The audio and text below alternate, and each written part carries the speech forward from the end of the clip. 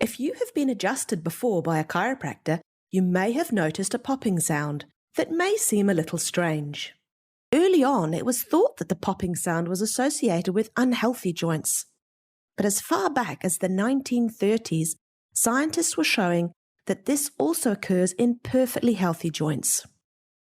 So keep this in mind next time you get adjusted by your chiropractor, that the popping sound doesn't have anything to do with bones grinding or rubbing, but instead is simply gas bubbles forming within a joint as your adjustment separates the two joint surfaces that are very close together.